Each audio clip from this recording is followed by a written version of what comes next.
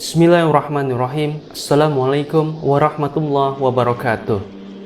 Alhamdulillahi wahdah, wassalatu wassalamu ala rasulillah wa ala alihi wa sahbihi wa man walah. Sahabat berbagi kisah islami yang dirahmati Allah, pada zaman dahulu ada sebatang pohon yang menjadi sesembahan manusia. Orang-orang percaya bahwa pohon tersebut bisa memberikan rizki dan manfaat dalam hidup mereka. Kesyirikan ini membuat seorang ahli ibadah dari kalangan Bani Israel merasa geram. Ia segera mengambil kapaknya untuk menebang pohon tersebut. Dan saat iblis melihat peristiwa ini, maka ia segera menghadang lelaki ahli ibadah tadi. "Engkau tidak akan mampu, karena aku akan mencegahmu melakukan hal itu," sahut iblis kepada sang ahli ibadah. Karena ketaatannya kepada Allah, laki-laki itu dapat memukul dan menjatuhkan iblis ke tanah. Ia kemudian berjalan kembali untuk melanjutkan niat awalnya menebang pohon sesembahan. Tidak berapa lama, iblis kembali menghadangnya, dan ahli ibadah kembali memukul serta menjatuhkan makhluk laknat itu. Dan lagi-lagi, ketika sudah akan sampai kepada pohon tersebut, iblis menghadang untuk ketiga kalinya.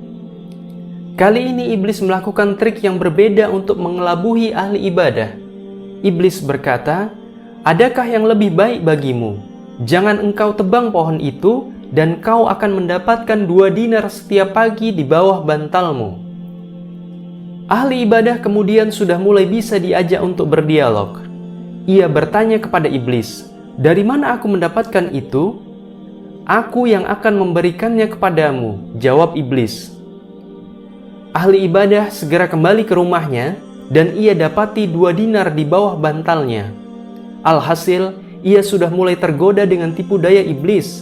Karena 2 dinar tadi, pada saat itu ia tidak kembali ke pohon untuk menebangnya. Sahabat yang dirahmati Allah, pada pagi hari berikutnya, ahli ibadah tersebut kembali marah.